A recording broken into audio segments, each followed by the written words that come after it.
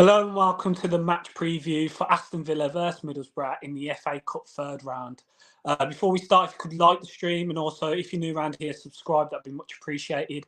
I'm joined by my bro to go through the preview. Bro, how you doing? And are you ready for Aston Villa to go through to the fourth round of the FA Cup? I'm all ready for Villa to make it out of third base, bro. Like, what's going on, man? I think I saw today it's one time since the final against Arsenal we've made it out of the fourth round. We've made it out of the third round to get into the fourth round. So fingers crossed. 2015. Yeah, so I think it was the year after we beat someone and then City beat us at Villa Park like 4-0. So yeah. So I think this is the 8th attempt it will be in a row. So 7 we've not made it through. Stevenage being the last team to beat us last year. I know a lot of Villa fans will remember that.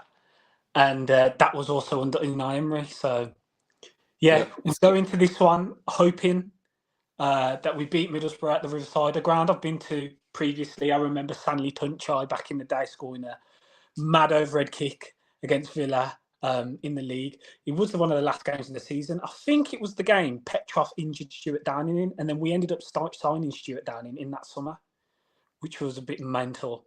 I think John Carew scored that game as well. So, yeah, I like the Riverside ground. I like Middlesbrough as a club. I mean, growing up, Middlesbrough was stalwart of the Premier League. I always remember their games in the Europa League as well. Massimo Macaroni every Thursday night was banging in goals when they got to, I think it was the final. See, do like Middlesbrough. Obviously, there's history between Middlesbrough and Villa as well regarding Southgate and Ekiang back in the day. So, yeah, looking forward to this one. How are you feeling regarding it, bro? yeah, I was gonna say it's creeping up to a decade since I paid £90 for that ticket to Arsenal. So it's a bit mad. It's a bit mad how many like third round exits. I can't get over it. I know we were just speaking about it, but yeah, let's pull it right, please, Emery. Let's pull it right this time. And it's going to be a tough game because they're good. They're a decent side, especially at home. One thing I did notice about Middlesbrough is they've got Chelsea 3 days later. So let's see if there's any rotation from their side. But even with that, it's going to be a tough game, man. Therefore. Yeah, a few of you joining us here. Gary, cheers for joining us. Goes, hi guys, 8th time lucky. Hopefully, yeah. Let's just hope we just get through this time.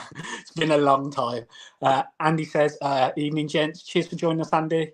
Much appreciated." Yeah, I'd like, we've been Chelsea final in 2000s. Obviously, Arsenal 2015. Semi-final against Chelsea. The same year as the League Cup was that 2010. So, yeah, it's about time we got to the final again. It's coming up to 8 years now. Or at least have a decent cup run, talking about getting to the final. Just have a decent cup round, get to the 6th round, get to the quarters, It's a great trophy. And, obviously, Villa fans of all ages haven't seen Villa win the FA Cup. A lot of the older generation have seen Villa win, the European Cup, the league. But the FA Cup's gone past us since 57, so it's been a long time. It's been a long, long time, and it's a trophy I love actually, because, how it gets teams in the lower leagues to have an opportunity, to make money within it.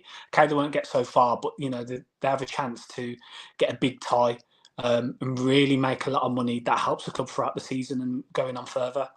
Yeah, a few things about Middlesbrough. Managed by Michael Carrick, as we know. I think a lot of Villa fans paid attention to Middlesbrough last season on the great one they had to get into the playoffs themselves. And I think a lot of Villa fans were hoping they'd win the playoffs, because with Aaron Ramsey being there and Cameron Archer, of course, that link up they had with Chuba Akpom, they were absolutely flying last year, and Carrick was playing some ridiculous football with Middlesbrough. One of the players who potentially won't be available against us, who was also pivotal in last season for them, was Hayden Hackney. He's currently injured at the moment. They've got a few players who are injured in regard to Matt Crooks and Emmanuel Latte as well, who are first teamers. So, yeah, I think they're back in training, but they may miss the Villa game. Potentially, they're looking to get them fit and available for the Chelsea game on next week in the League Cup. Obviously, a League Cup semi-final is huge for them. But as you said, bro, they're very good at home, very good side. The Championship form this season has been a bit indifferent. The 12th in the league, won 11, lost 12. But they're in and around that position where, they'll be looking to make playoffs again. What are your thoughts on Middlesbrough? Yeah, Carrick's a good manager. I think he's done a decent job for them. He's got them playing football. I like some of their players. Morgan Rogers is a baller for them. I don't know if you remember when Grealish saga was happening, there were links that Morgan Rogers was going to be included in a like swap deal. Yeah.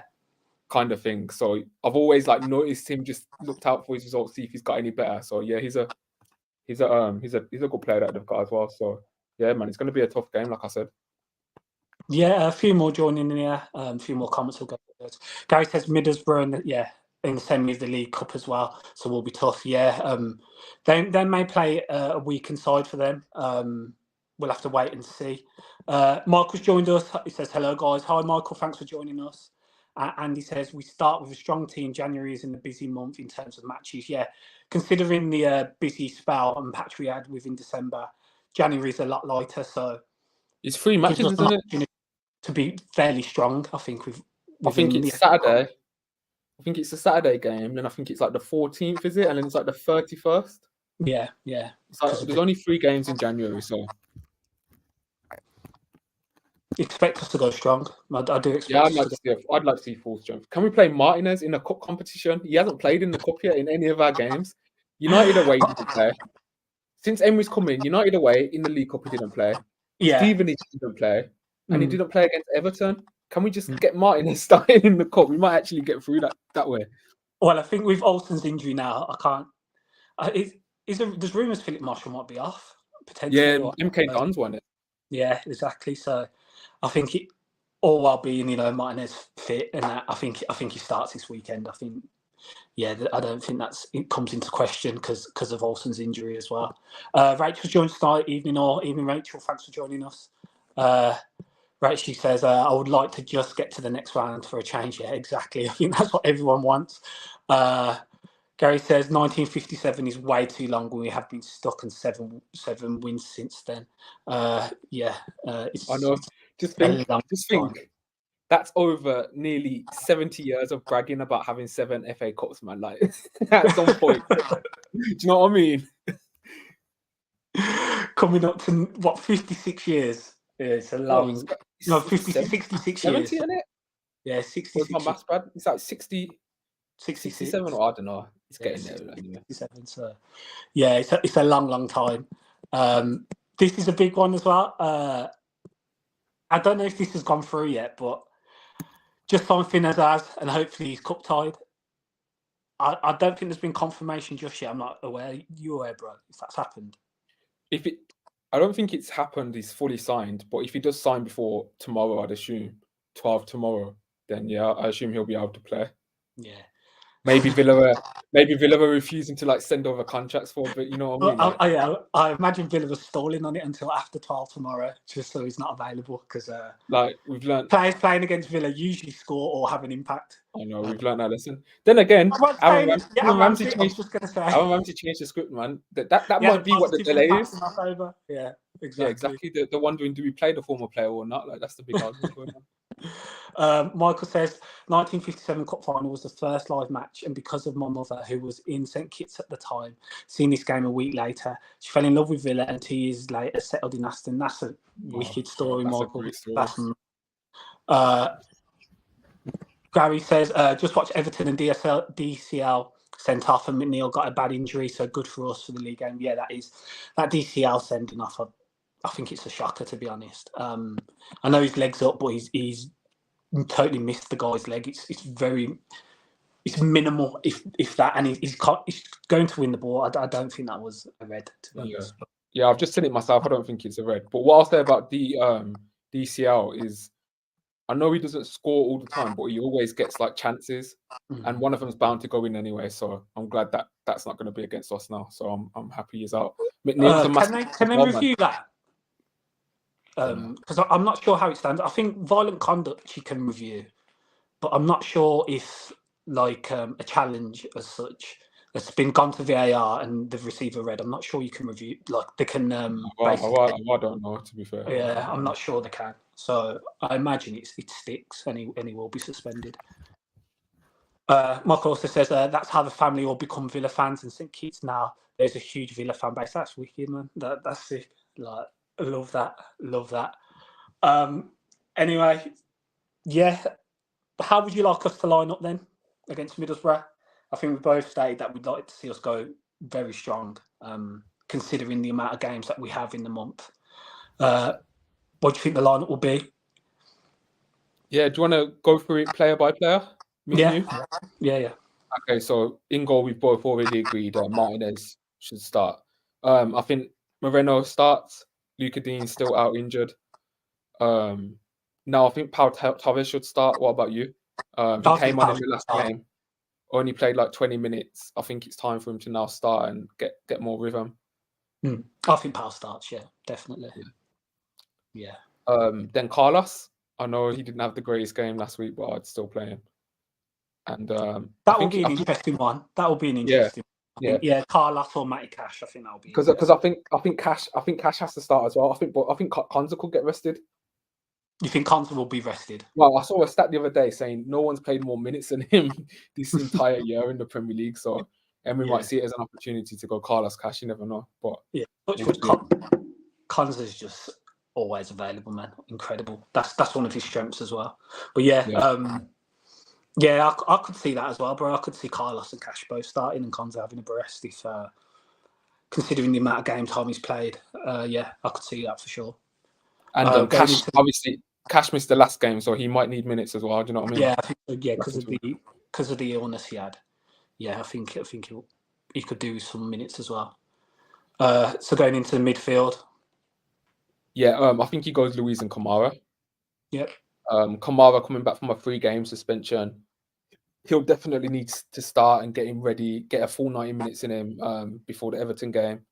And I think Luiz just has to play to help us break them down. Yeah. What about the rest?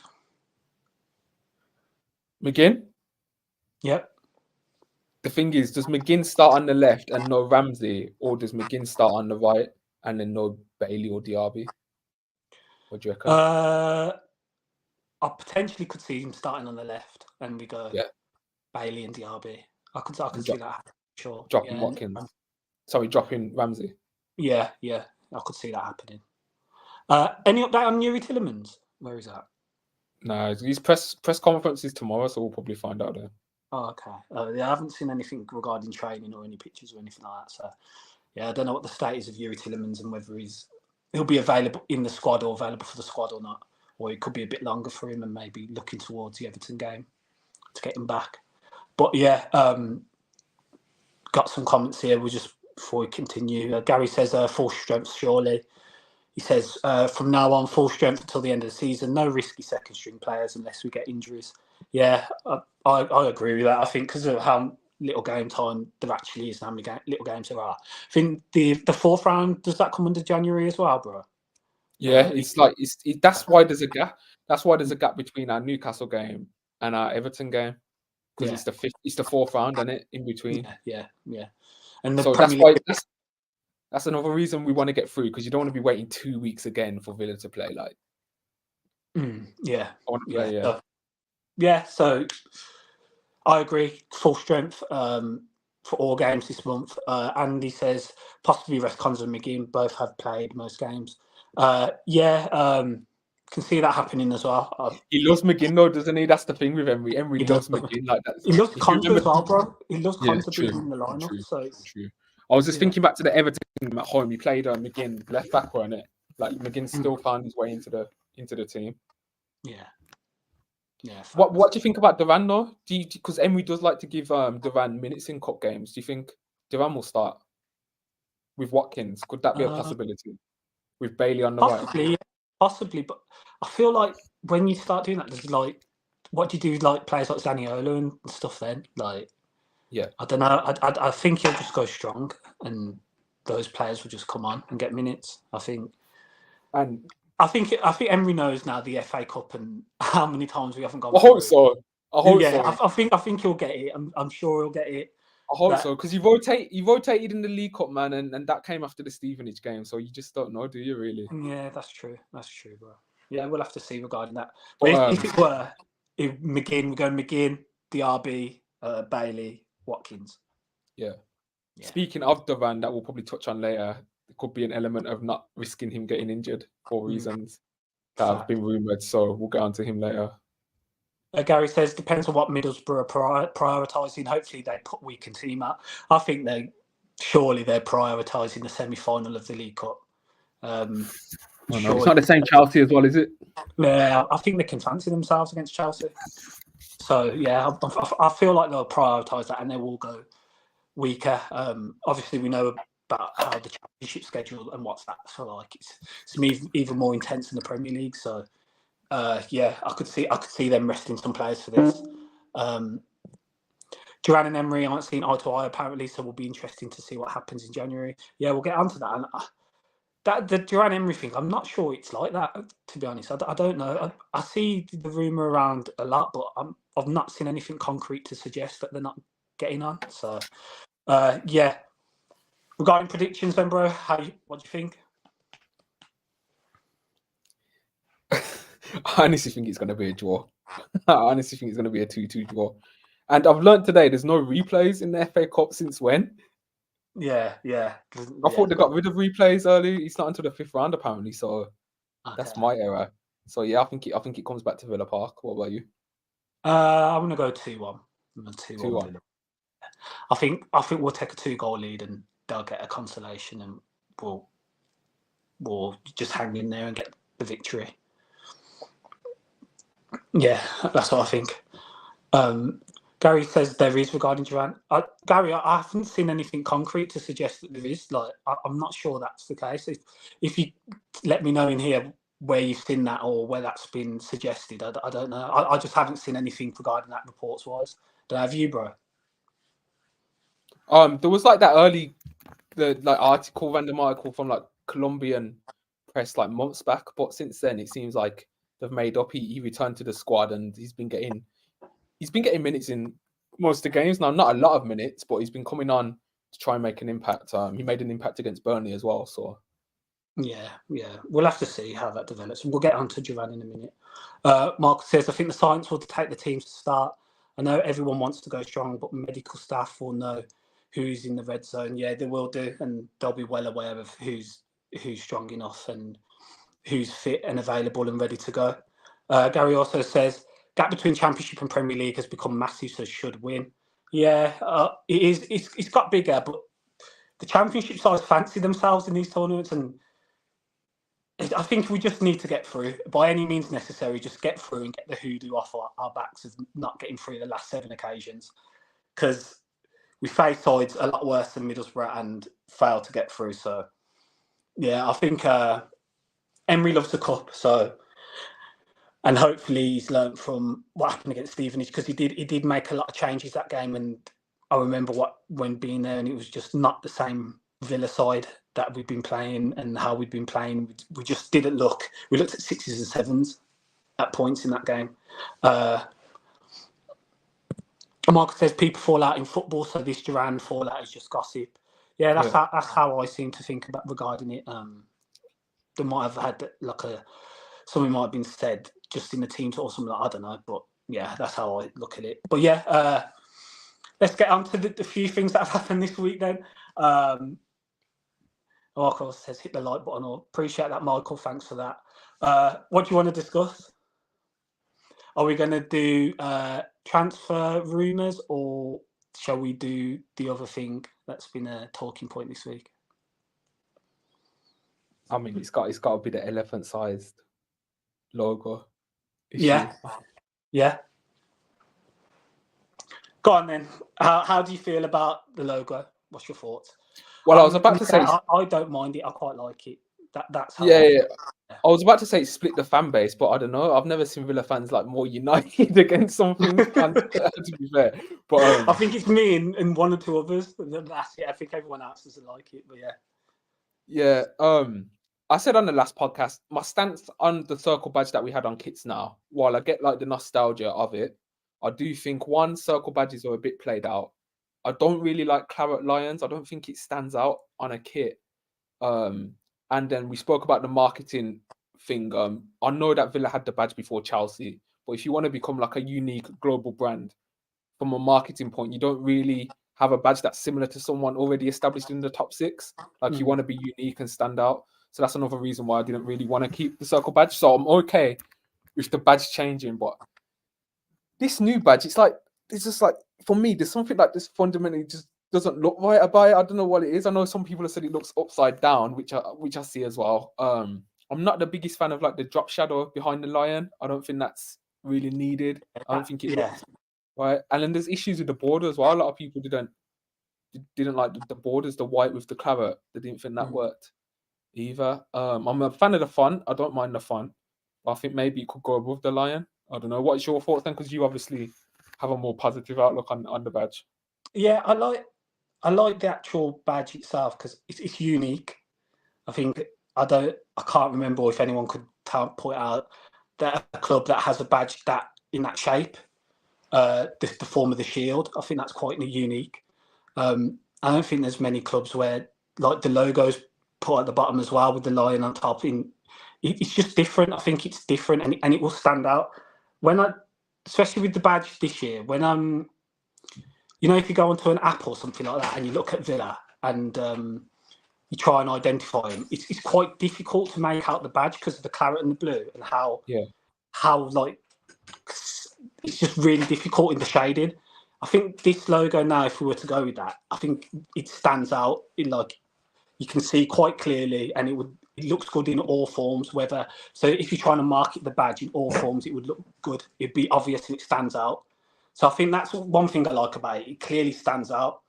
Now, I think a lot of people, I'll make the assumption that they don't like.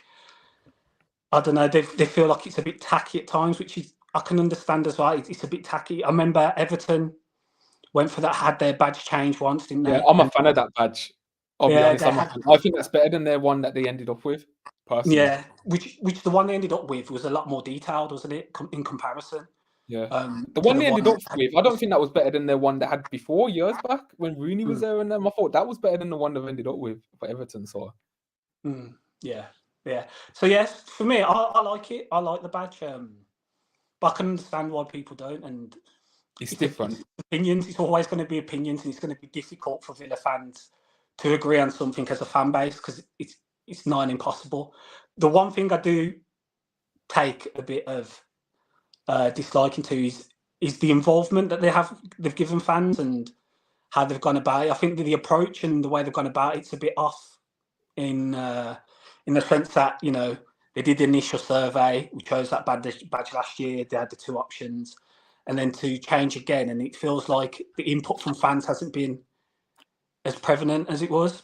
So yeah, I think I don't see what I don't see why it was touched initially. Like I don't think anyone like was pressuring Perslow to do it initially. Like the shield badge for me, I know someone in the comments doesn't really agree, but the shield badge came in 2016. It's 7 years old. That is embryonic stage for a badge. Newcastle haven't changed their badge in about 50 years. Like that is their badge. It still stands out. Our shield badge that we had before was modern. It had the minimalistic feel, and it was unique.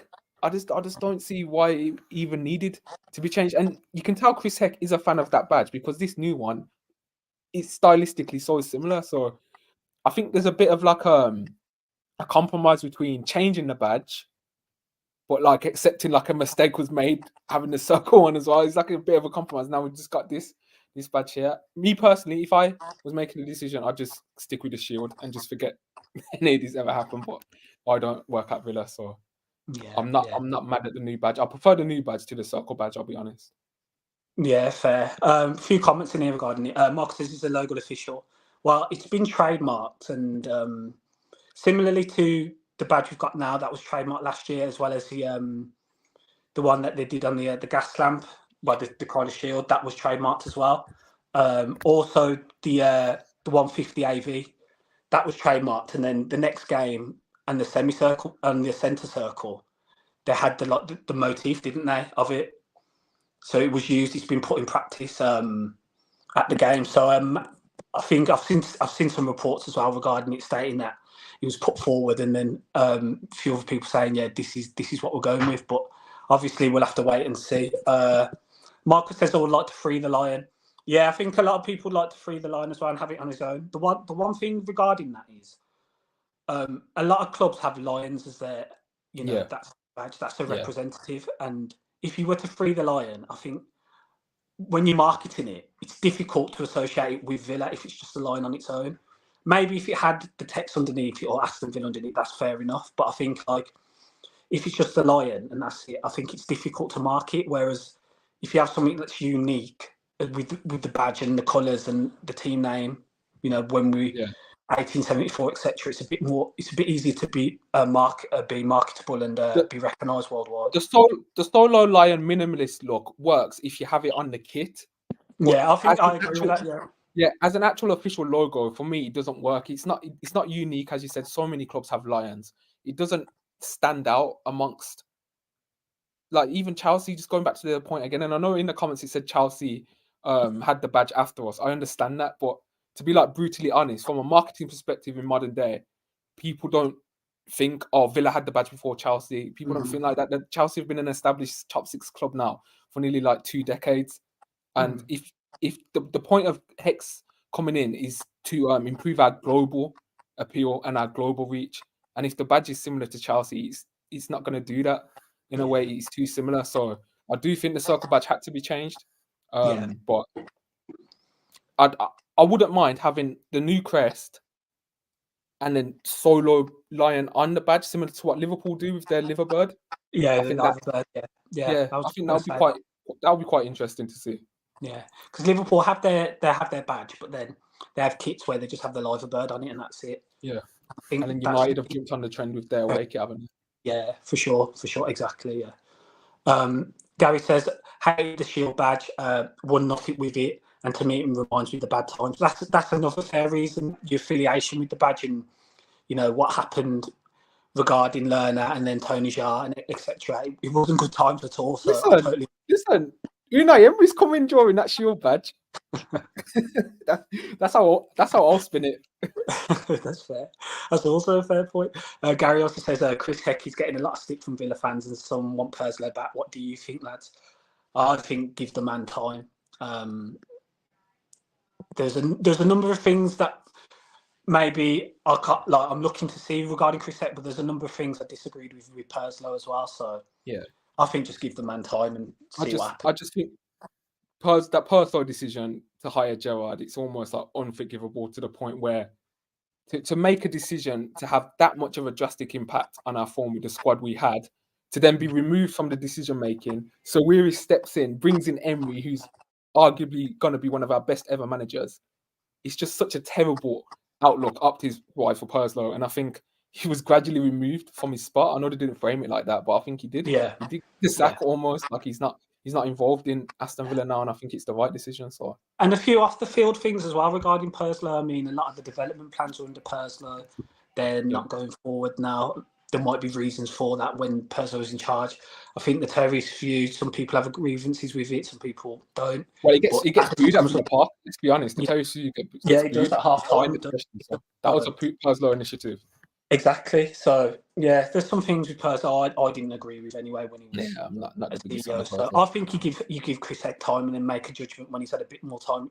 He came out and said in his interview, he's taken months to do research on the club, actually get his head around it in the English game as well. So then you see what he can do with it. But yeah, there are some. There's definitely some fans who are not taking too warm to him currently. So Yeah, I understand that. I understand their perspective as well. 100% yeah, for sure, understand facts. the frustration from fans as well. Rachel says, if it's for me, the solo line is the way to go. But I'm quite apathetic due to the amount of changes, votes, etc. That's another thing as well. The amount of changes and votes. Just pick something and stick to it now. And go forward. I think the majority would like. Well, that's what I think. Even if Hexing like the negative feedback to this badge, he's got to stick with it. Yeah, he has to. He has to. You can't be changing it again. Yeah, you got to stick with it, man. Facts. Gary says, remember the Leeds badge change? Tragic. That one. This one. Yeah, that was genuinely unforgivable, man. That looked like that badge was the worst. I don't know if many who played Pro Evolution on here, but that was just reminiscent of a Pro Evolution badge. That badge was horrendous. I don't even think Pro Evo would have deep that low, Like. Do you remember the West Midlands Village badge? Was the unicorns? They'll never forget that. Crazy. Rachel says, Perslow started this, so I do feel Heck is trying to sort things out. However, the way he's gone about things isn't right. Yeah, and that's the thing. I think it is Perslow. A lot of it was under his watch, and Heck's come in and tried to give a different aspect. Obviously, Wes and Nassif would have interviewed Heck, and they would have asked him, how would you cope with these situations? And they must have obviously liked what he said and how he talked and what plans he had. So I imagine he's trying to put those plans into action now, and we'll see how that goes. But yeah, I can understand why you think he hasn't gone about it the right way. And how would you have liked him to go about certain things, and what those things are? And let us know in the chat, and we can discuss that. Gary says, I think we had the round line badge well before Chelsea. Yeah, we did indeed. It's just identity now.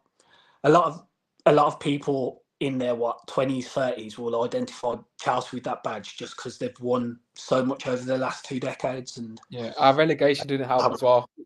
Our relegation did not help. That was when the Premier League was starting to get more and more global. Like it did kind of like knock our perception off for a while. So that was more my point on the global. Yeah, facts. Michael says, free the line with the text in the 1874. See, that's another great idea. And I've seen a few designs of that, and it looks good as well. I do like it. He said you're spot on. I'm not sure what else in regard to. Heck is moving the club forward. Yeah, I think they've just taken a different direction now. They want to globalise the club. They want to, they want the revenue. They want the revenue, and they're going to go that way about it. Now, what you hope they don't do is neglect the core, and and go straight over to that side, to the extreme. That's a no-go. You have to look after the ones close to home, and the ones who've been Villa fans for so many years, as well as branching out and doing your marketing as well, and globalisation. And it's difficult. It's difficult to manage and to balance, but they have to do that as well, because then you lose your core fan base as well. Gary said women's team was Perslow's baby. We don't seem to back the women as much now. That's a very good point. And yeah, he was very forthright with the women's team, and they did get a lot of coverage regarding that. I don't know if I can say there's less from what I've seen. Maybe that is the case, but I'm not so sure regarding that. Deontay says, hi everyone. Thanks Deontay for joining us. Cheers. Mark says, with regards to hospitality, it's something the club should offer. Perhaps the timing was not right. Yeah, you can say that as well. The timing. Yeah, it was off at the time, especially with the Holt Suite. I mean, it was advertised as being as part of the season ticket at the time, and then it wasn't part of it once you purchased your season ticket. Now, if they'd stated that prior to people buying the season tickets, I don't think there would have been the uproar there was. So yeah, that was one thing, but yeah, it's a difficult one regarding that. Rachel says just more communication with fans.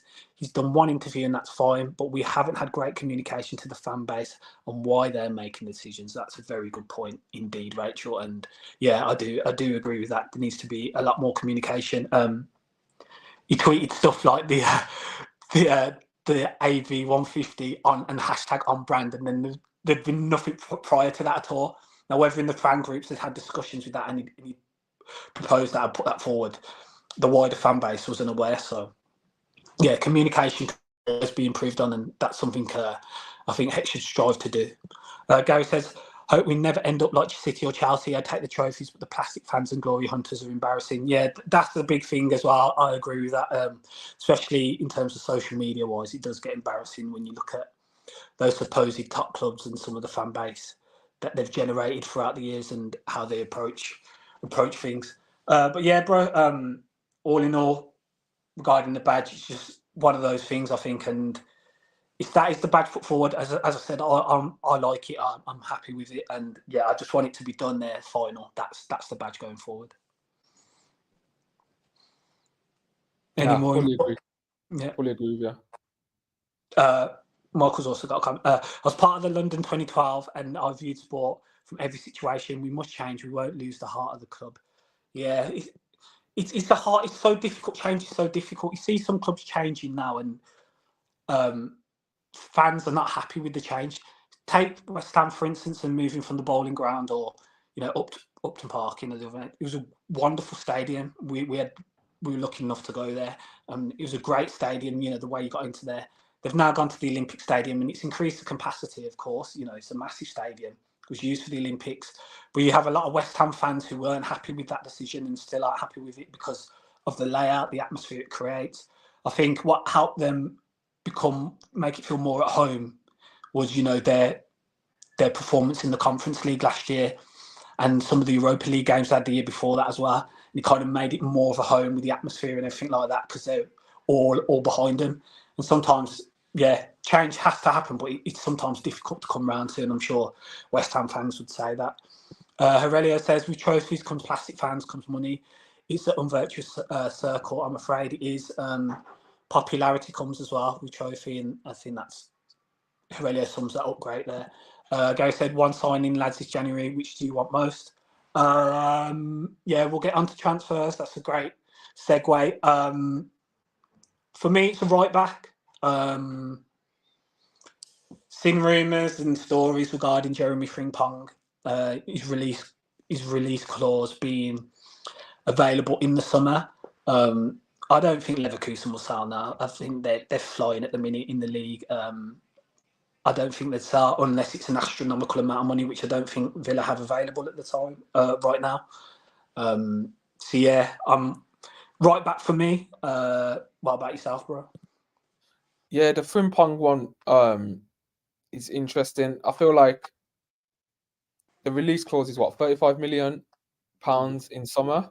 Mm-hmm. I don't know. I wouldn't want us to just wait for Frimpong till summer and then probably lose out on getting him anyway, because every single club's going to be in for him. Like, he's that type of talent, and that's not a lot of money. So if we can't get Frimpong in January, I'd rather just move on to the next right back target, because I think it's such a pivotal position. That's personally what I'd like to see. Yeah. But would that be your priority position, right back? Right back. Yeah, 100%. 100%. Yeah. A right back. I'm signing a right back, a top right back, and no other position I'd prefer more than no right back and getting like random position, like genuinely like that position's so crucial. Yeah, I agree. I think right back's so crucial right now. I think it's the most crucial position in our side at the minute. And if we get the right back, I think it just takes us another level for sure, especially in our build up, definitely. So right back for me. I've seen a few names floated about, but whatever Emery thinks we require and how he thinks what we need to set up. Because what type of right back would you like? Would you like a right back who can operate as a centre back as well? A bit like Konza, or would you like it in the mould of more attacking? We need qualities that replace what Cash doesn't have. So like the speed and ability to take on your man, attack the box, cut back. We need a bit more technical player. That would be the type of right back I'd want. Aurelio says Frimpong is a pipe due for Jan. Well, would they? Yeah, I think it is, and exactly. Unless the money is ridiculous and they can't turn it down, why would they now? Well, Fabrizio's come out and said as well, they don't intend to sell him January, so. Yeah, exactly. But then I wonder if Leverkusen will try and offer him a new deal, because that release clause is going to come. It looks so cheap when it comes to the summer. So a number of clubs are just going to activate it, and then it will be down to Frimpong. And I imagine Leverkusen will want a bit more money if they could. So I wonder if they'll try and get him to sign a new deal before he just didn't he sign one just a minute ago? Was it this? Was that start of the season? Yeah, start of the season. I think he signed one. Oh, okay. I think Leverkusen just want a happy player. So you say to the player, we'll put a release clause in your contract. We're not going to price you out of a move to a bigger club, but you stay with us this season. You perform to your level, and you can go in summer. So that's what I think that. The one positive we can say though, which is a good thing, is we have a good relationship with Bayer Leverkusen. I mean, we signed 2 wingers off them over the past 3 years for good money as well. So maybe that could play a part if we were to go in for him in the summer. Like, I don't know, the relationship and how with the club. I think we do business quite well with them, and I think they're happy with the business we do with them as well, because it's allowed them to improve. Gary says, doesn't Birmingham need a new athletic stadium? It may be the only way forward, a bit like West Ham, unfortunately. Is that the case? Is obviously Alexander hosted the Commonwealth last year.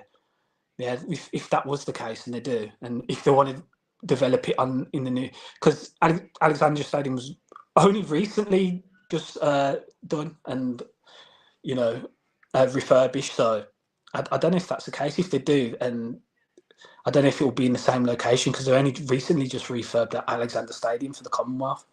But if it was in the same area, then possibly. Rachel says Dumfries. Yeah, Dumfries is an interesting one as well. I don't know what Dumfries' contract situation is currently, but I know that, well, going to reports, Inter Milan don't have a lot of money left and they're in real trouble.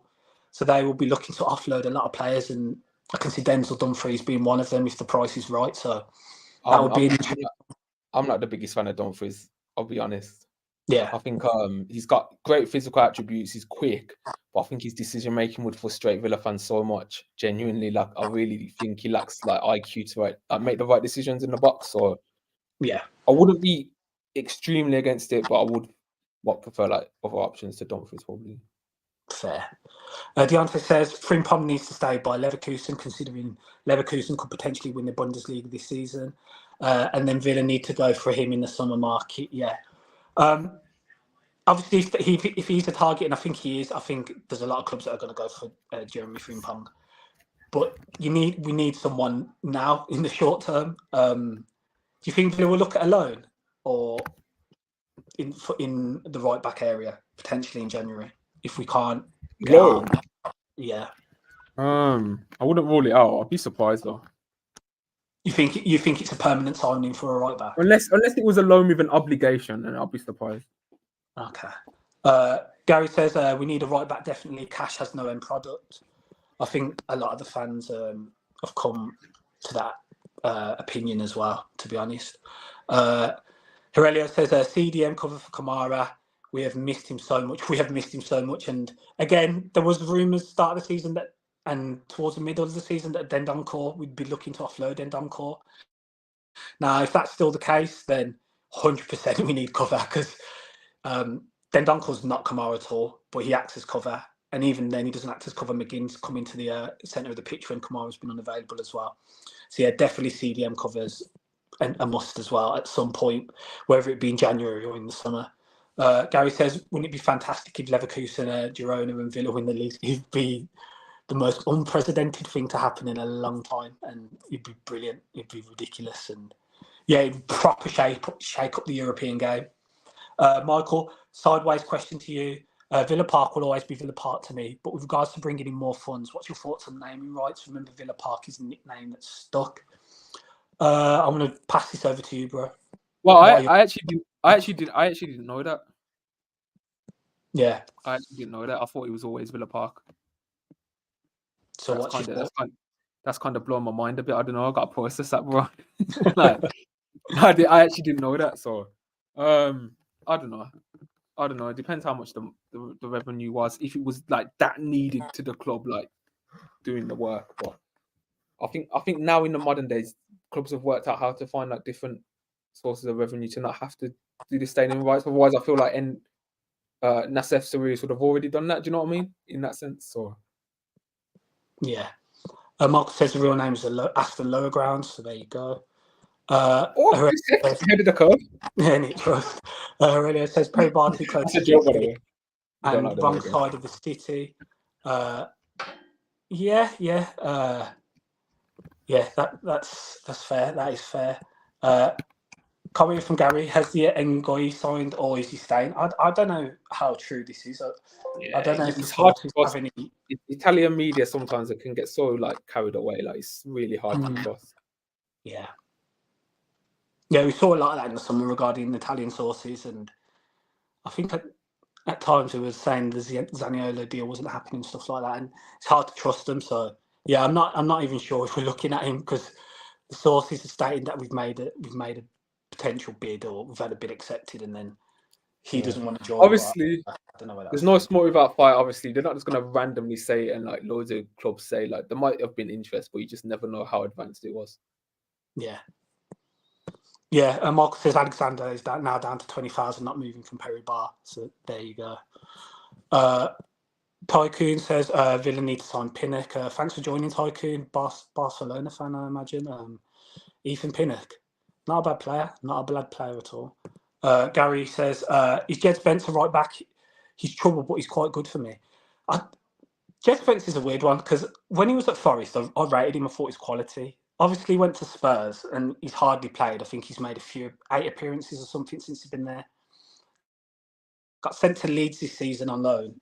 He's made 5 appearances for Leeds, and then today they've sent him back to Spurs. So I don't know what state Jed Spencer's in or what level he's playing at, to be honest. So I can't see that happening at all. If Leeds are willing to send him back to Spurs, unless Spurs have other plans for him. But I think it was Leeds' decision to send him back. So yeah, not sure on that one. Monch says, new name Rania, thanks for joining. We need a good right back to make Cash work harder to bring out a better man. Competition for places, as always, it's the best. It's the best form, and I think the stage where we're at now, I think our core squad is very good. It's very, very good. And now what we need to be doing is bringing in players that are better than the players we have, and then pushing those players down. And then if they want their players back, we have to compete, because I think we're in a very strong position now. I think there's a number of players now you say, yeah, they're first team, they're starters, you're very happy with them. And there's just a few positions where you're like, okay, can we improve? And I always like the approach of you improve by getting better quality. As we did in the summer, we bought Pau Torres and Moussa Diaby. Like, not as many names, but high-profile quality players, Champions League experience. And I think we should maintain that approach. Don't know what your thoughts is regarding that, bro. Yeah, I agree with what you said. Yeah. Okay. Gary says, I think our Brentford loving is over now. Yeah, I think after the last game, the opportunities with Brentford might be restricted going forward, unless we offer 150 million for Ivan Toney. So who knows? Aurelia says, making go enough he can't review. How much is that, Aurelia? Let me know. Says Godfather reference, yeah. I'm Godfather. What's the better Godfather? Godfather 1 or Godfather 2 for you? 2 for me. You're 2. I'm a Godfather 1 guy, man. 1. Always discourse regarding that. Yeah, I'm the 2 guy. Marcus says Villa Park was also called the Red Brick Palace by away fans back in the day because it was so beautiful. The old Trinity Road stand looking like Aston Hall. That's a great bit of history there. I wasn't aware of that. So yeah. The Red Brick Palace? Not the crystal one. The Red Brick, man. Aurelio's a 1 guy as well. So yeah, see, Aurelio knows ball, man. He knows his movies. Gary says exactly on starters, but need a right back now. Yeah, that's where I'm at with it in regards to it as well. So yeah, bro. Right back, we've agreed that's the priority position. Now let's talk about possible outgoings. Got a bit of time, so might as well go through them. Oh yeah, Ethan, thanks for joining the chat. Felipe Anderson linked. I don't know about that one. I know it's a free transfer, but I don't know about that. Oh yeah, I mean, he's got 1 goal in 18 games. Yeah, he's in his 30s. It's like he's already come to the Premier League. Didn't stand out that much. Yeah. It's for Summer Hazard. I'm not really a fan of that one. Yeah, I'm not a fan of Felipe Anderson. I mean, he had an unreal 6-month period at West Ham, but then he just fell off a cliff. Went to Lazio. I think he's been doing okay over there, but yeah, I'm not a fan of that. Aurelia says, and if we build a new stadium, we must have a brick facade like the Holt has now. Yeah, I agree with that. It has to have those elements of brickwork for me as well.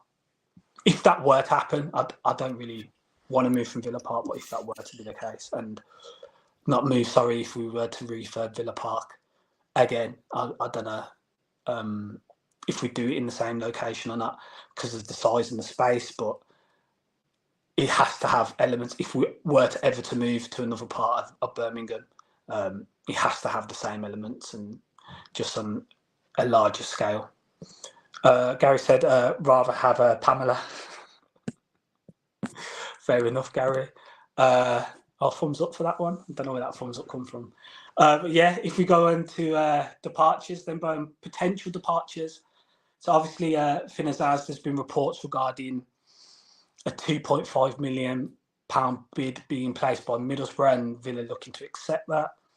Happy with that business if that were to be the case. And another player we got in, it was on a free, wasn't it? Did we present a fee to West Brom at the time, or had they? Nah, his contract expired. Yeah, it did release him, hadn't he? Yeah, so we offered him a deal at the time, and so picking up £2.5 million for a player that hasn't represented the senior side at all, and has a few months left on his current deal. I know he signed an extension last year. I think he's come out now that the extension was for an additional year, so it's coming to the end of his contract. To pick up a fee for him and him not go on a free in the summer, I think that's good business. What do you think? I feel like the fees are really, really short, bro. I'll be honest. I mean, I've kept an eye on him this season, especially. He's matched Jack Grealish's best ever goals and assist record in half a season at 23. Mm-hmm. I'm a bit gutted that we haven't managed to like convince him to sign a new deal with us and to get more than that, man. Like, this is 2024, 2.5 million in this market for that type of player is nothing. Like, he's not 27, he's not 28. Like, he's 23 years old and he's putting up crazy goals and assist numbers. I think Middlesbrough have got a bargain. Genuinely, I think they've got a bargain. I think they've got a bargain for players. I agree with that. But I will state, I do like the process. Like, I knew Finazaz was never intended to play for Aston Villa. Like, it was obvious what we were doing. We were copying the Cobham method. But I just feel we've missed out on getting more money by not being able to convince him to sign like a deal to 2025 and sell him that way. So yeah, 2.5 million from nothing, it's okay. But I do feel like Villa could have recruit more. Yeah. The fee, that's fair points, bro. Fair points, because I think he will be a player. And I wouldn't be surprised if he plays for Ireland at some point in the not too distant future either, or he's part of the Ireland squad. So yeah, it's about balancing with the fee in regards to how long's left, and if he was prepared to just run out his contract and he was happy to come back to Villa if we record him, and was just like, okay, I don't even want to stay. I'll just chill and then wait till my contract runs out and then move on. But obviously, he's playing probably the best football of his life currently, so he wants to be playing first team football. And Middlesbrough seen the opportunity and grabbed it by the looks of things. So yeah, I think Middlesbrough will get a really good player, and I think he will play at some point in the Premier League. I wouldn't be surprised with that at all. Deontay says, if Villa can't get a decent right back before the end of the window, then maybe one of us can fill in until the end of the season. I'm sure we can do a better job than Matty Cash. Oh, that's harsh, man. That's harsh. As Deontay, are you right-footed for the starters? Yeah. Aurelio, we will, or even have already outgrown Aston. Yeah. First went in 1971, so I have a lot of love for the place, but things move on, done properly. It could work. It can work, and again, it's one of those factors where people at times don't like change or find it hard to come around to change. And if it's done correctly, it makes it a much easier process, as you stated. So, yeah, it will happen at some point. We'll just have to wait and see what the plans are. And obviously, with the current North Stand plans being put on hold for however long that is, they may come back with more options, and it might not be a surprise if full ground renovation or ground moving might be a proposal put forward by the owners and Chris Heck. Gary says, what's the Traore situation? He started for Burkina Faso, but never even makes Savage bench for us. Traore is an enigma. Let me tell you, Traore has mastered the art of the Gareth Bale. He comes to Aston Villa, he uses our facilities to get his injuries intact, to get the best preparation for him to fly off to play for Burkina Faso. And that's Bertrand Traore. This guy has not been an Aston Villa player for 2 years now. Let's be honest. Yeah, he scored against Leicester. He scored against Leicester. He scored them 2 goals, and even that wasn't enough to make it up for me. That's how much of a non-footballer this guy's just been for Aston Villa since 2021. Thank you for West Bromwich Albion away. Thank you for the Cole goal. Thank you for the Leicester goal. But I think contract expires 2024. I'll be surprised if Traore starts a Premier League game for Villa again. Being honest. Same. I agree, bro.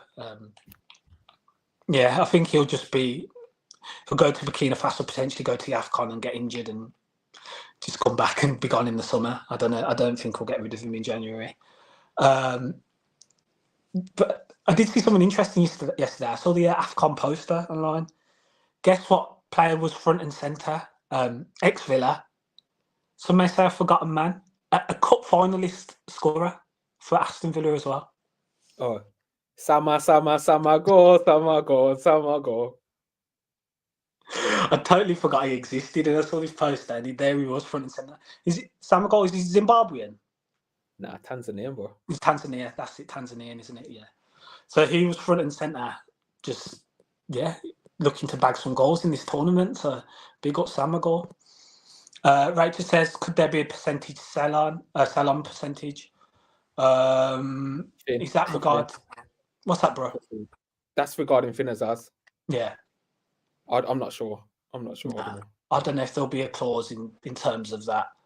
I don't think the only clause, if we're speaking about West Brom, I don't think so. I think he'd his contract had started, and then we picked him up after that.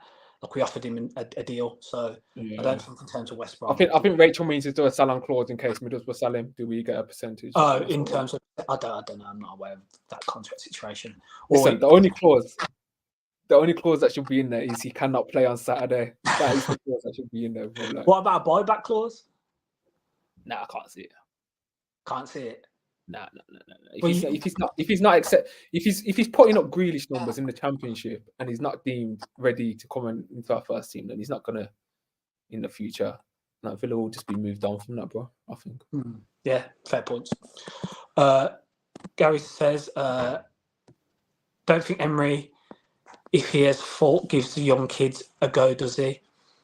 Again, that's so difficult to answer because we're currently second. We've flown through our Conference League group. It's like, if he does give youngsters an opportunity, we might not be doing as well. Or, I think, obviously there's only JJ who's from the academy, who's currently in the starting side. Tim's been on the bench a fair few times. Got his first appearance against United, came on as a sub, but again, I would not be surprised if Tim O'Brien goes in January. That would not surprise me at all.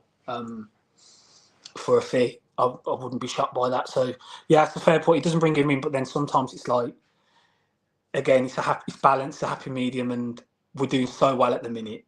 Would you want to change it much? Don't know what your thoughts are regarding youngsters and their development, because obviously as well, Proctor's been on the bench, so a very young keeper who was brought up by on this pod by someone, as well as Tom O'Reilly's been featured on the bench as well. So they're making the benches, but they're not getting the minutes currently. So it's interesting. But yeah, what are your thoughts, bro?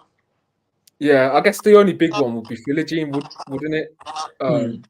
Philogene wasn't convinced that he was going to get game time here, so he wanted to get game time elsewhere. That was a player who came in, took his opportunity. Like, he was our best player in pre-season. So he had a great. Yeah, that's probably the only real arguable one. Ira Brunham couldn't play in the conference because he wasn't registered before, due to his loan at QPR last season. There was something with like the B team thing with that.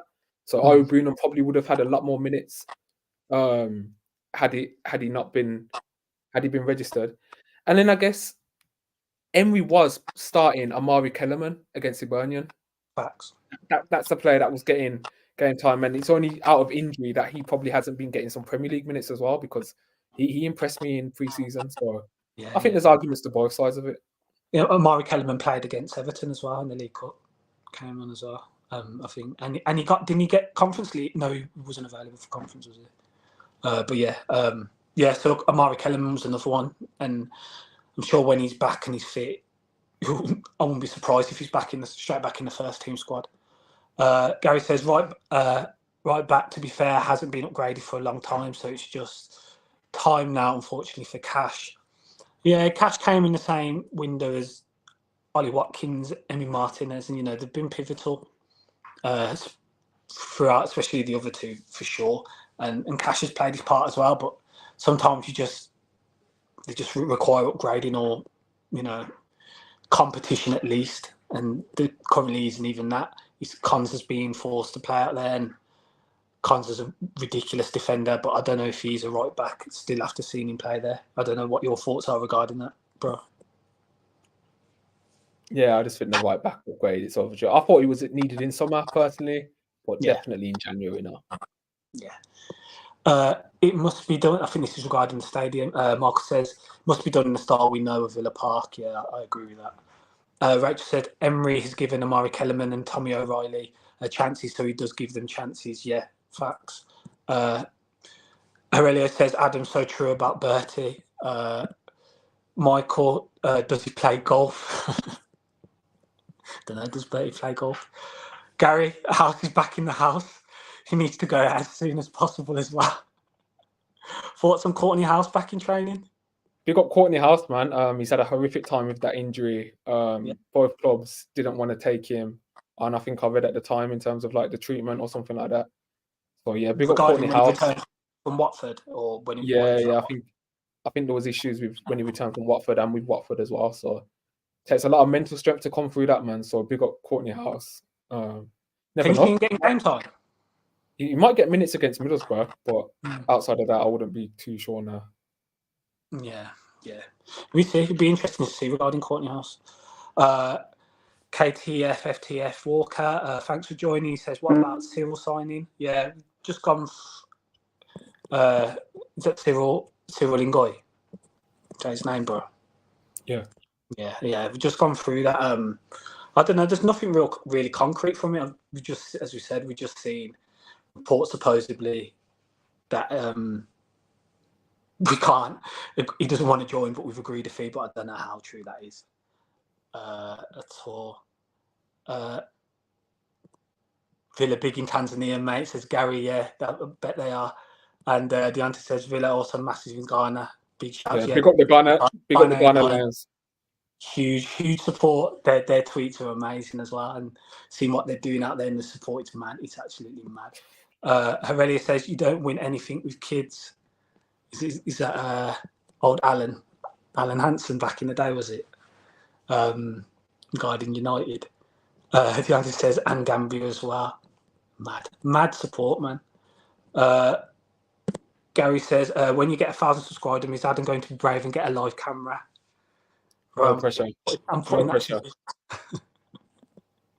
Who says we're going to get 1,000? Thanks for that, Gary. Michael says, Villa youth policy is to produce professional players to sell with the hope of bringing some through. Yeah. Facts. And that's one thing I credit Perslow with under his watch is the fees we've received for youth and the improvements to the academy and academy players getting chances as well. It's been huge and totally different to how it's been for the previous decade before that. And just the whole raising funds for academy players as well as producing. Well, I wouldn't even say producing, because some of them we've signed have come to the end and then they've joined our academy at a later date. But then there are some that we've produced as well through that. So, yeah, that initiative has been so positive for the club, and it's still going strong, and there's still talent that's coming through there. And some rumour regarding one today, which I wasn't too sure about Rory Wilson signing a professional contract, and potentially there's talks are kind of stalled at the minute. Yeah, I saw that as well. Yeah, so I think he's one that you want to tie down for sure. But yeah, we'll see how that goes. Well, yeah, I think Michael makes such a good point there. Like, I feel like the objective of academies is kind of like misunderstood sometimes. Like, the actual like happenstance of a player coming through the youth and then starting for the first team is so rare. I mean, I feel like because we've seen it with Grealish and Ramsey, we feel like it's more common than it actually is. Do you know what I mean? So the objective of the academy is to produce players good enough to have a professional career in football. That is the goal. In my opinion, that is the goal. If you look at United and Carrington and the amount of players they've produced that are all over the league now, like Elanga, Ghana, like these type of players are all over the Dwight McNeil, Tom Heaton, all these guys, Ben Foster. So I think that's the goal of academies, produce professional players. And if they are good enough, if they are like elite, maybe we'll see them come through and play in the first team. Yeah, facts. Yeah, great points, bro. Mark says Courtney has had some other issues, so I wish him all the best. Yeah, shout out Courtney, man. And if he has be having other problems which I wasn't aware of, but thanks for bringing that on, Michael. Yeah, hope he's doing well. From the images, he looks in good spirits, and glad to see him back, man, in training and getting back to just playing football. Mark said, would you like to get the founder of Ghana Airline? I'd love to. I'd absolutely love to. I think that'd be great. A great pod. And if he's willing to do that, I'd be more than happy to get him on. Gary says, can we talk about Rooney sacking? Just a laugh, please. Yeah. Man, How these managers, 13 weeks, was it? listen, these managers just don't get given enough time nowadays, man. It's mad, isn't it, bro? It's mad. It's mad. What? He's not a miracle worker. Like, what they expecting? Exactly. It's no patience, man. He needed more time. He did need more time. He didn't get to put his ideas forward. He didn't even have a window, didn't he? It's just shocking stuff, man. The way they treat these managers nowadays. Poor. Yeah, it's Gary, I think it's a horrendous decision, to be honest. I think they should have stayed with him longer. And yeah, they would have turned it around if he had stayed. So yeah. Rachel says, saw that about Rory. It doesn't feel positive to me that we will tie him down to the. Yeah, that one's going to be a tough one. I think the way he's producing at all levels currently, and with the international side at their younger age groups, is ridiculous. And he may have his agent speaking to other clubs and stuff like that. Yeah, we don't know what type of offers he's getting. Yeah, he might be getting crazy offers. Yeah, of course, which is expected. So, yeah, if there's one that we could target, he'd be a big one for sure. And I'm sure they're working on that in the club. Gary says it's about 1 in 1,000 who make it in the Prem. Yeah, the numbers are ridiculous. It's it is extremely difficult to make it as a footballer, let alone a Prem footballer. We did it first with Gerard. I ain't laughing. Yeah, that's why. Yeah, let's hope it doesn't continue how it's continued for us there. Yeah, let's. Mark says, struggling in. I appreciate that. Gerard struggling in Saudi Arabia, by the way. Just to add that. Struggling. He's flying, isn't he? He's flying. Or what? Is it no wins in what? 2 months? Bro, he'll be flying home soon, bro. He's getting a sack. I saw some stuff today that Liverpool fan base would like him as a director of football at the club. Because he did some interview regarding Curtis Jones and how he spoke to Klopp about him a number of years ago, saying, keep that boy around. And then I saw a lot of comments saying he was the one who scouted out, he was the one who convinced Boubacar Kamara to come to Villa. Which I think let him believe that fairy tale, that made up story. I think there's some truth in that. No, I'm joking. Along with the ridiculous. Gerard's lucky that Atletico Madrid don't like players not wearing shoes. It was linked with United as well, and it was that the year before, possibly the year before, wasn't it? The answer says, how can you sack a manager who was doing such a great job? Absolutely insane, and Blues will play for this. Yeah, agree with that. He was doing a fantastic job. And Gary said, should they have given him to the end of the season till relegation is confirmed at least? I wish they had, man. I wish they had. But yeah, they've moved on to. Yeah, they haven't got anyone in as of yet, have they? I saw links to Tony Mowbray and. Yeah, he would ironically do. He would not ironically. Sorry, he'd annoyingly do a good job for them. So. Yeah, I think Tony Mowbray a good manager level. Yeah, facts. We've got time, so we're going to continue, and we're going to discuss our 20-year-old striker John Duran and the links to AC Milan.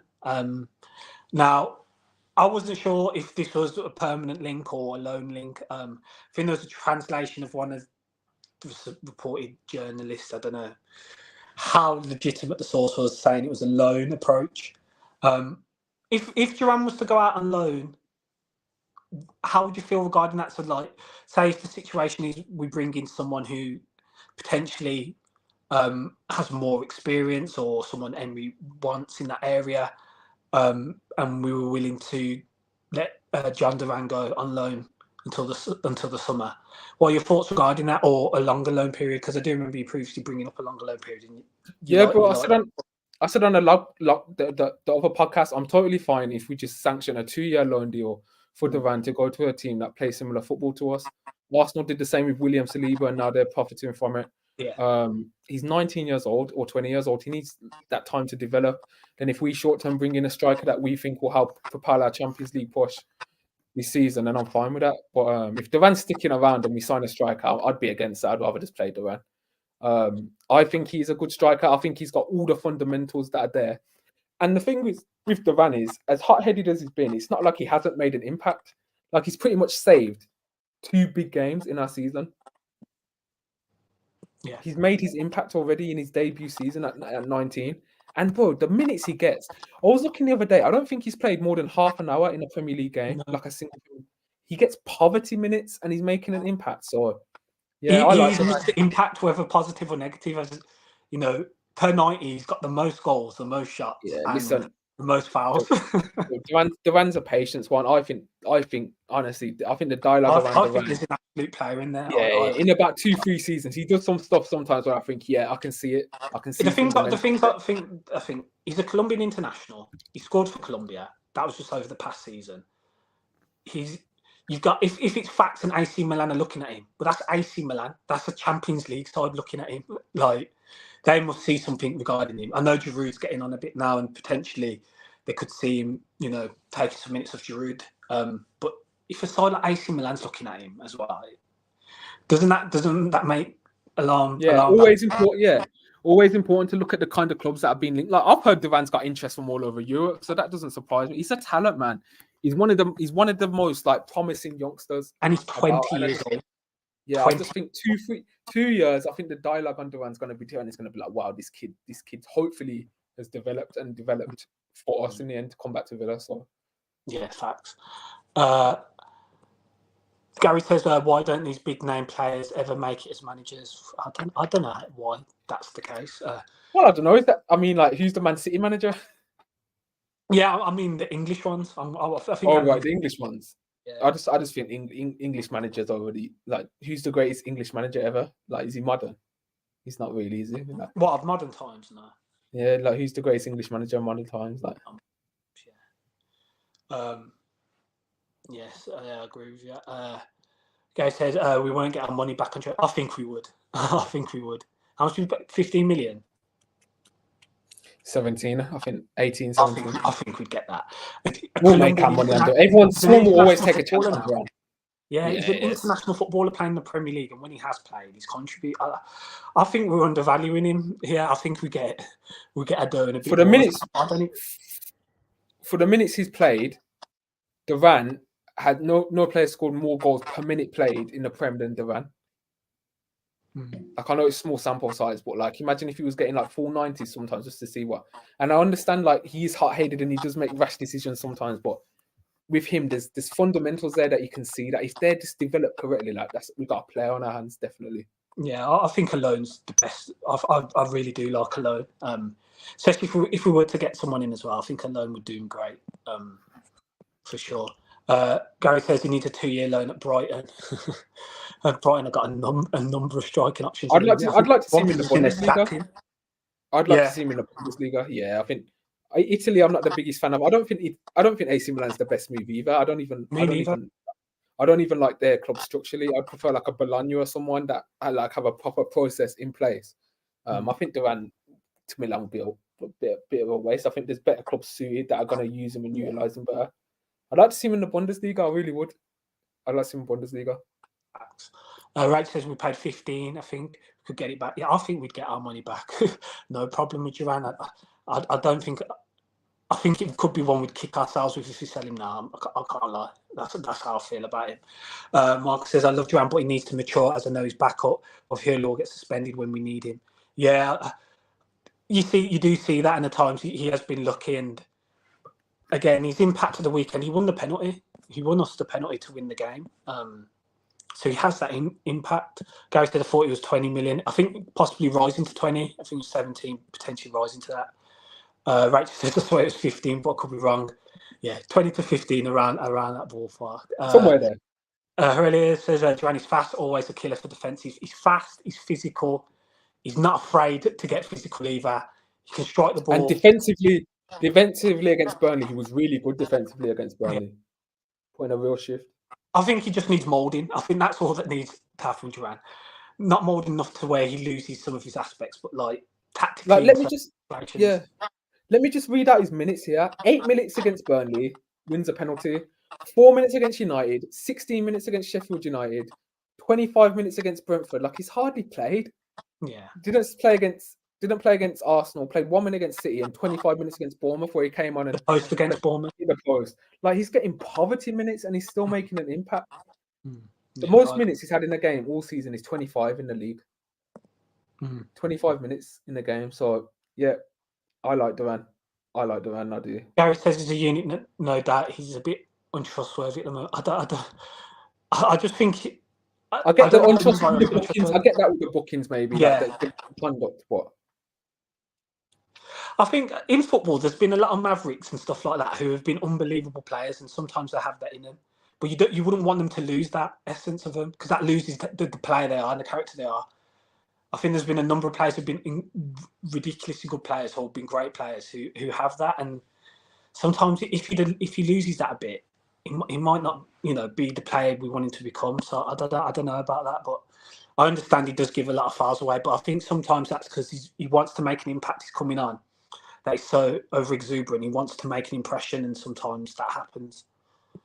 But yeah, Rachel says Duran is catching chaos. He's infuriating and mesmerising in equal measure. Yeah. Mark says I thought it was 20 million. Aurelia says Brian Clough. Are we counting Brian Clough as modern? We're gonna go. We'd say the last 2 decades. Yeah, we won't take Brian Clough within that.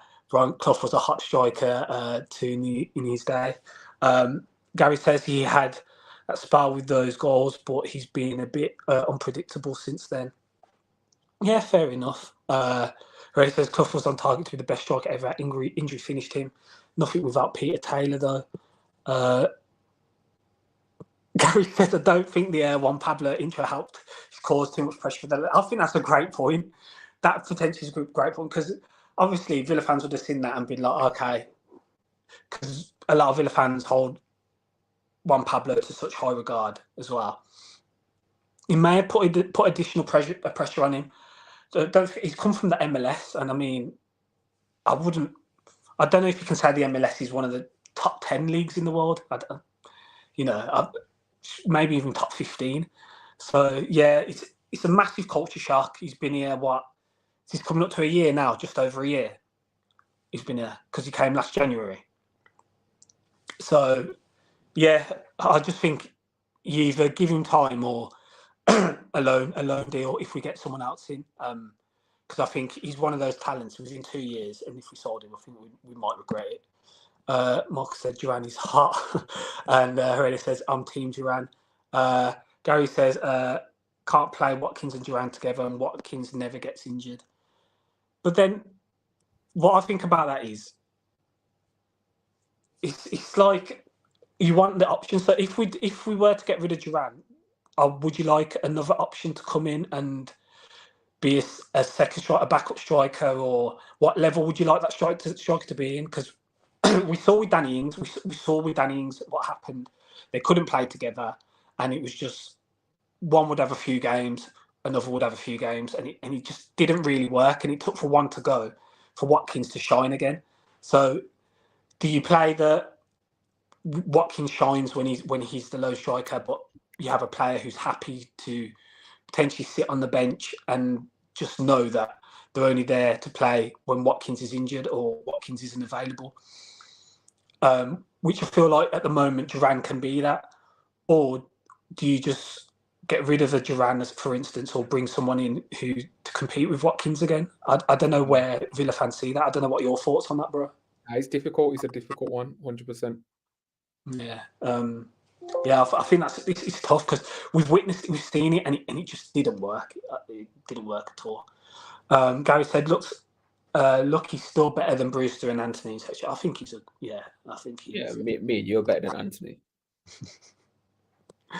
Rachel says his goal output and XG were matching his last season in the MLS, that's mad. Don't you think? Yeah. If he's matching that in the Premier League. So yeah. I like Duran. Genuinely, yeah. I like him. Like I'll defend Duran. I get the hot-headedness, and I do see it sometimes. And he's passing. Sometimes you question the decision making. You like chill, just relax, son. Like you're doing okay. But yeah, he makes stuff happen. Chaos ball, man. Yeah, facts. Guy says that Argentinian lad was linked with Roma, makes the debut. Would you take I think he's talking about Dybala. Would you take a Dybala?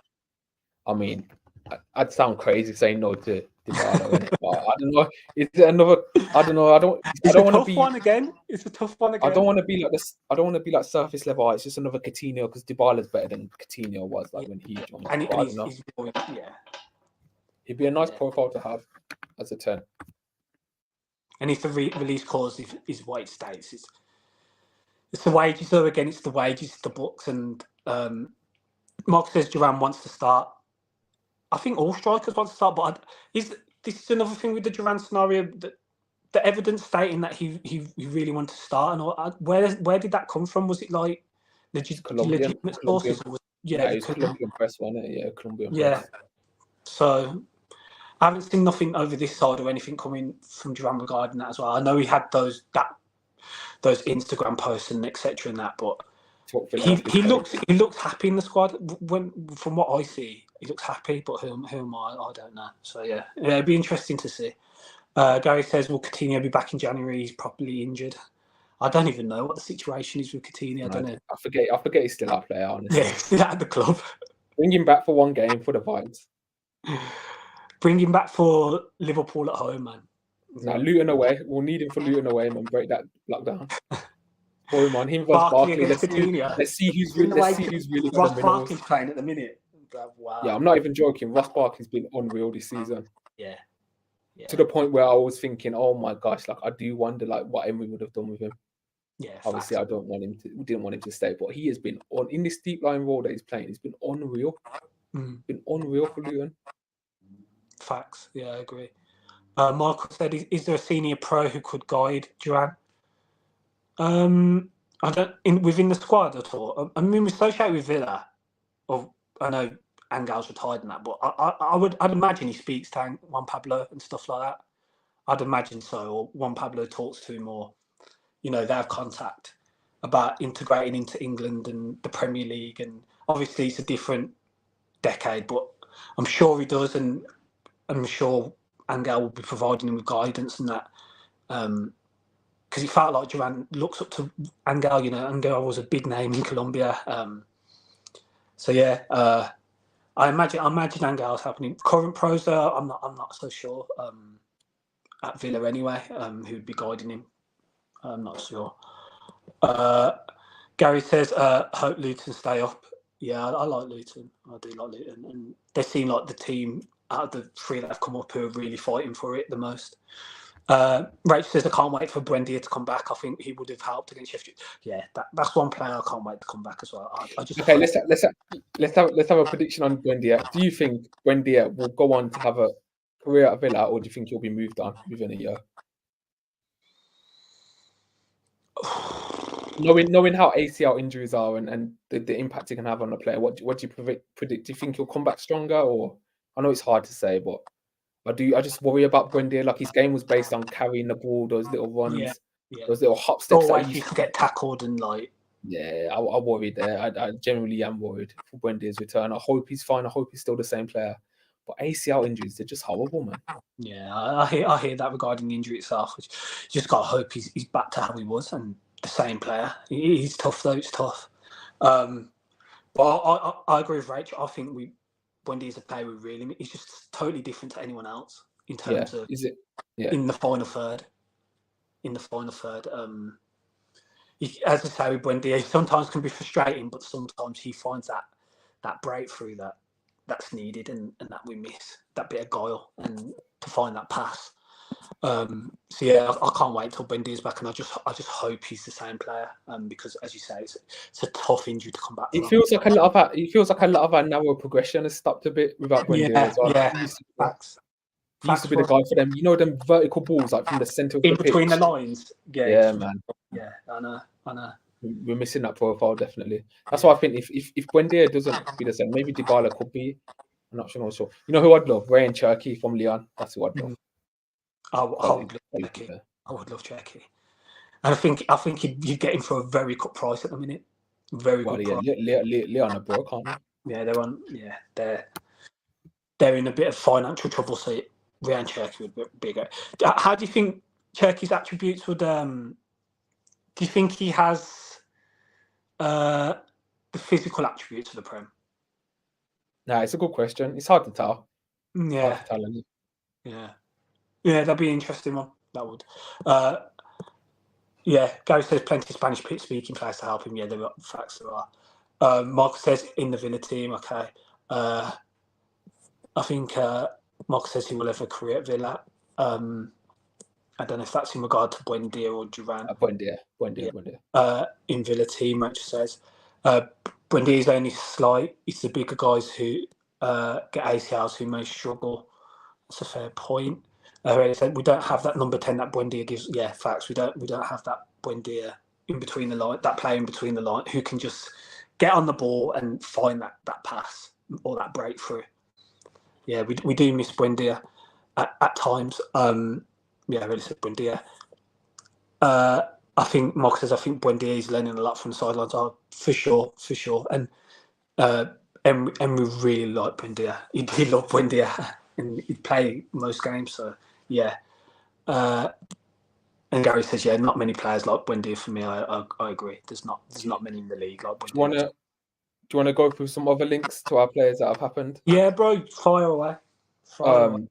There's been rumours that Barcelona want Douglas Luiz this summer. Deco and other people have flown out to watch some of his games apparently, but I don't know. Do Barcelona have 100 million lying about to spend on Douglas Luiz? Was there a rumour that they wanted him on loan?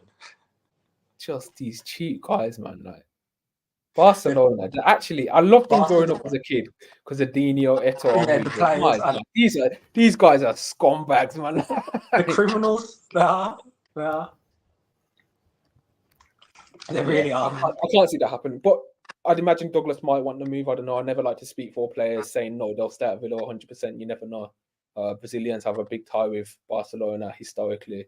But I just can't see how a deal could be made at all unless there was like players swapped. Frankie de Jong. Then we're talking.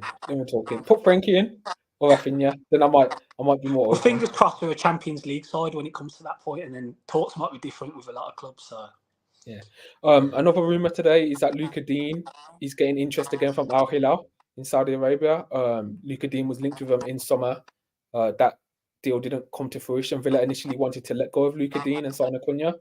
Yeah. But obviously that didn't work out, and Dean started a lot of our games this season. What do you think of that?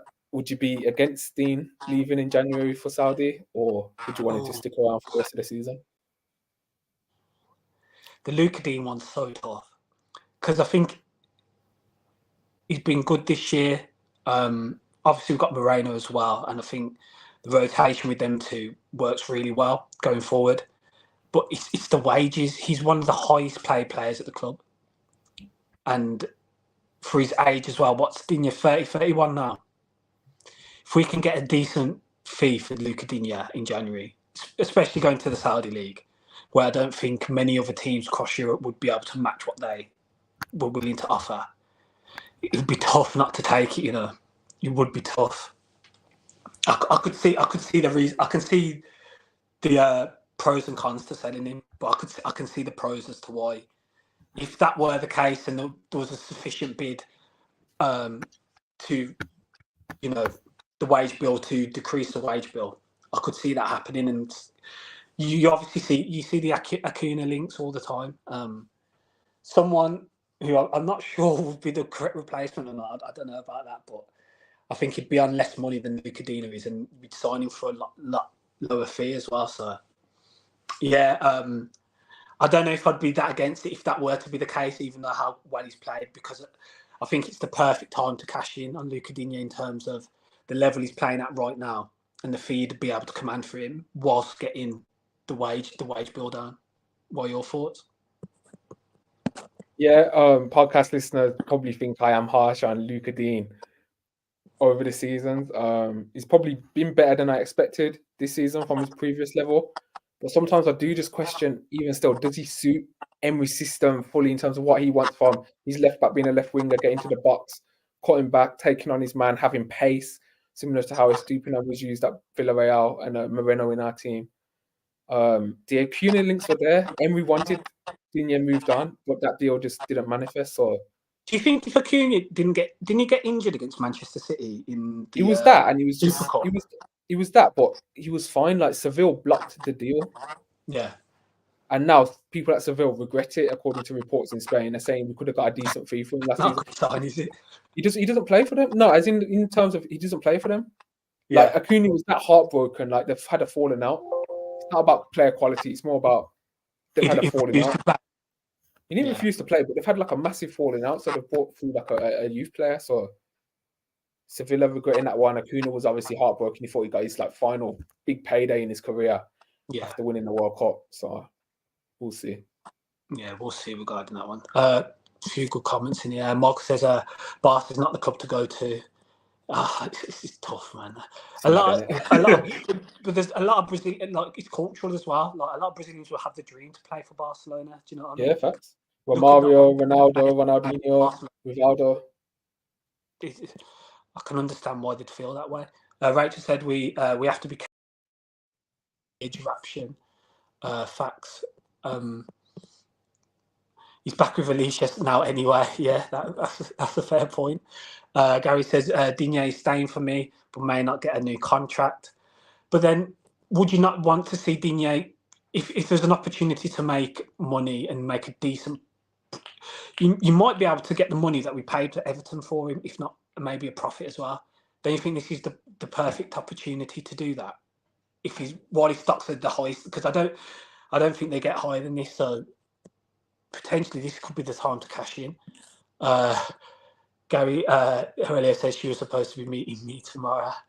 Gary also said, I thought she might have told you. Okay. Marcus says, Digne will go in the summer. I don't think now is the time to sell him. Rachel says, Digne's value will not go up anymore. In a business sense, it's the right time.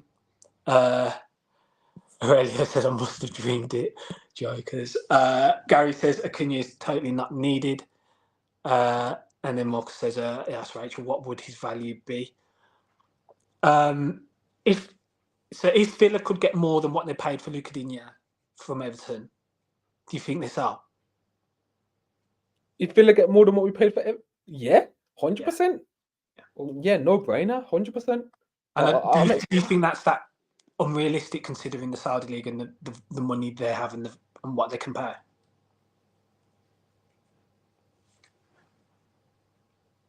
Yeah, let me think about it.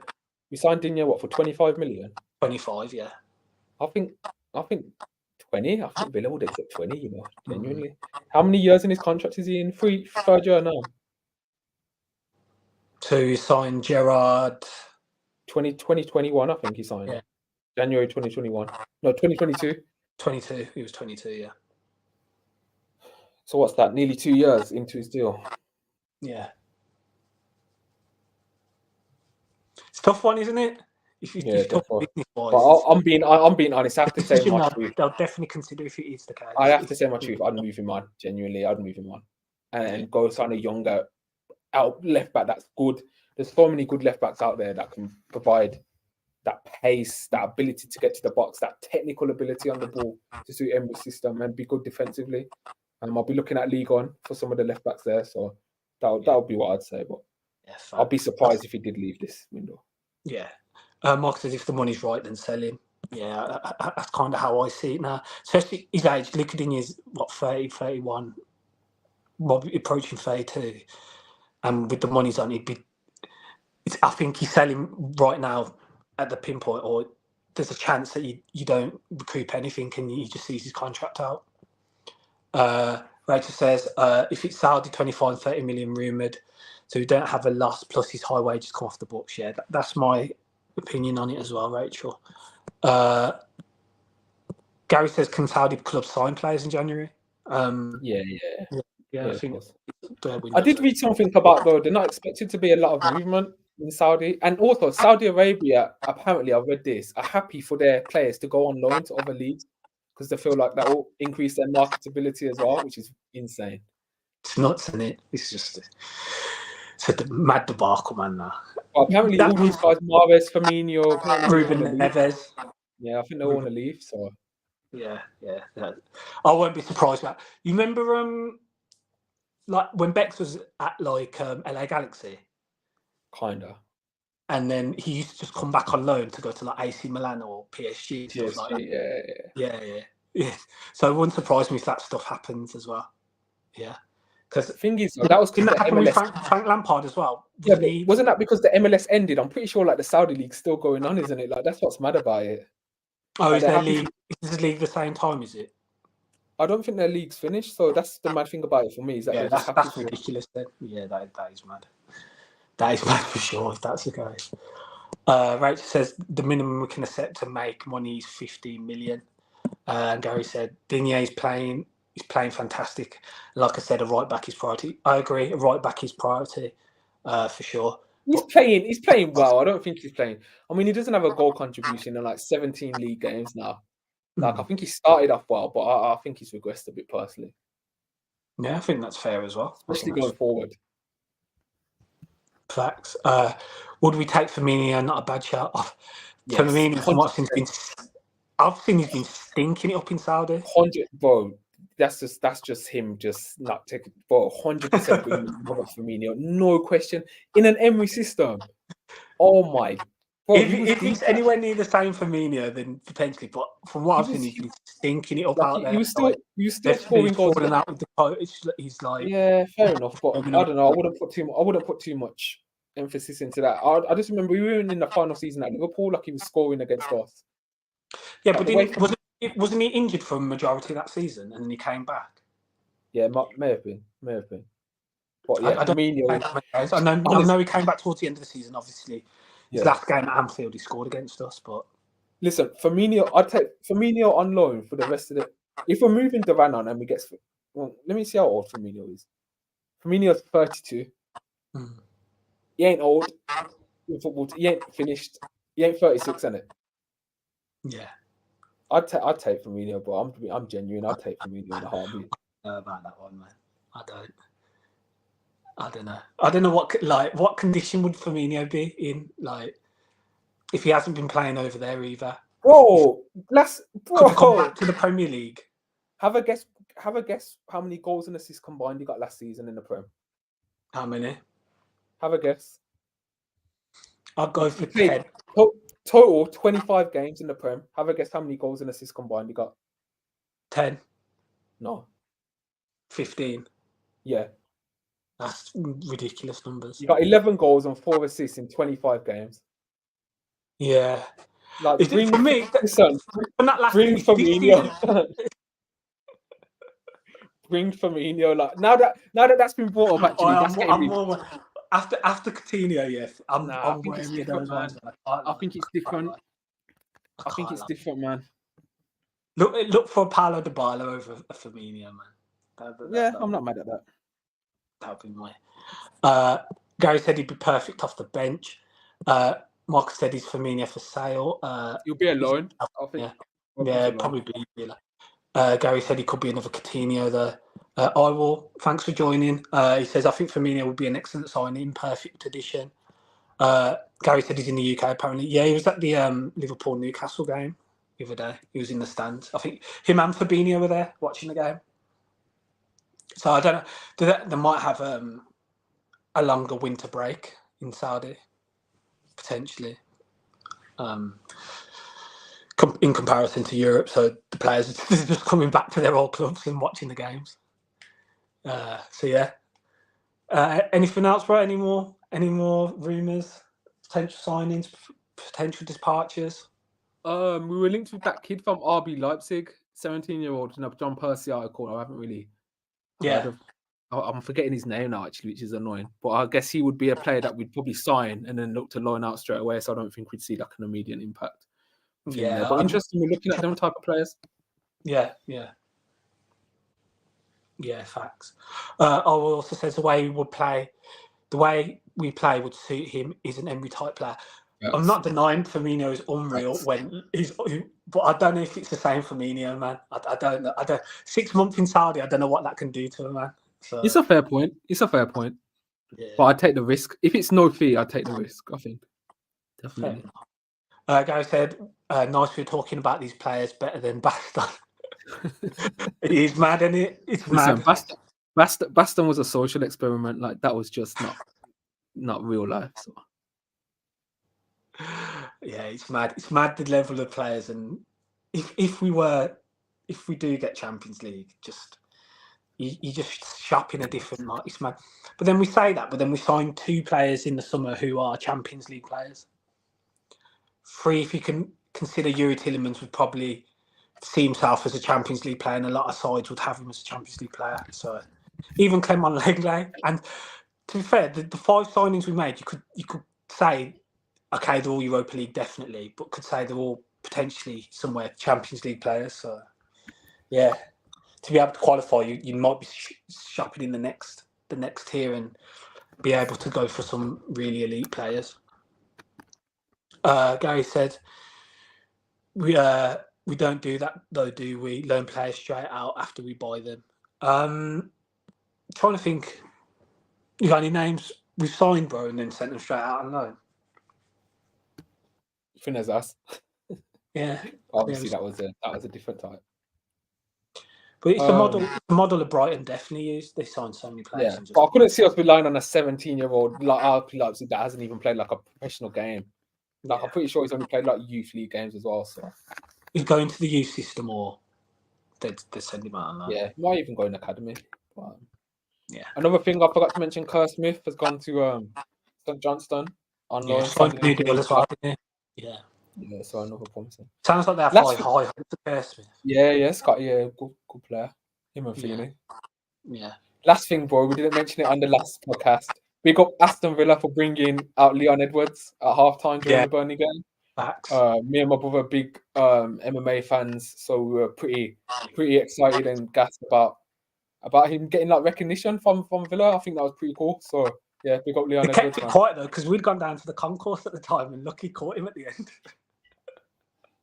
We came up from the stairs as soon as he came to the whole end, didn't it? So that was nearly missed it. But yeah, amazing, and it was about time they did it, and they did in the end. But yeah, fully deserved for Leon Edwards, and that just we needed some new fans, man. Can't keep rolling up Tom Hanks, innit? and the future king can't keep doing them ones. Got to change it up a bit. Says Chukwuemeka's brother. Where is Caleb? Life, is Caleb gone now? Have you gone? I'm not sure. I don't even know where Caleb. I'm actually not sure about Caleb. I don't know. That was mad. That would be like they're signing you, bro, and then you're just like, oh, your little brother can just bring him along. Or the other way around. Yeah, and then send him out, and then you're like, I'm off, and then he's stuck there. Send him to Scotland, just as far away as the club from Potter's. And then the other brother goes and gets a massive contract somewhere else, and he's just like, yeah, allow you. I'll cover you anyway. You just go to Scotland somewhere. Mad. Well, says great to see him at Villa Park. Yeah, it really was. Gary says Chukwuemeka must have.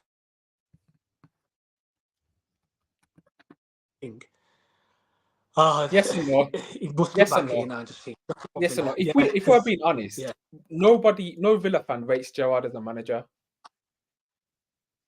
Yeah, no Villa fan rates Gerrard as a manager. So if Carney was not seeing himself getting game time under Gerrard, then you can question, is Gerrard the right manager for my career? So Carney left before Emery came in, didn't he? Yeah. So Carney has no idea that Emery comes in. So on that face, you can say, okay, to move away from Villa isn't the worst thing ever. I don't think Chelsea was smart. I think that was an emotional choice because he supported them as a kid. I don't think that was smart at all. But saying that, he was starting for them. He was starting for them this season. And then he got injured. Yeah, he did. Yeah, like Chelsea fans are really high on Carney, and he got injured, so he's come back now. Let's see if he still starts. But I think that was best for both. That whole deal was the best for both parties, man. Yeah, I don't know. I was still gutted. I was personally. But when you look at it, do you not feel that way now? Nah, I'm still gutted. Really? 100%. Yeah, he looked good. Boy, he looked good at the start of this season, man. He looked good at the start of the season. I'm over that. I'm over that for sure. But yeah, I hear you. Yeah, it was under Gerrard, so who knows with Emery there, he might have been a different And the story. thing with Carney as well is what people forget, he never actually got played in his correct position, I don't think. He was played as a left winger in that weird 4-3-3 system, whatever Gerrard was rocking with. So that's another thing as well, like never actually, but yeah, I am over it, but you asked me how Carney could be the same as Duran, don't you think? That could be a similar scenario. Selling him and possibly he goes on to become, because Carney could potentially become a really good player. Oh yeah, 100%. Can't deny what that. What people got to remember, Duran's the same age. You know what I mean? People got to remember about his Carney is here's a guy that's winning best player of the tournament at under 21 European competitions, captaining England at his age group in some games. So you can see why the kid's got bags of potential. Has been links from Real Madrid, Bayern Munich, City, Chelsea, Liverpool his whole youth career. So you know what I mean? I think he'll be alright at Chelsea, man. But yeah, no Luke Littler. Yeah, I'm going to get to that.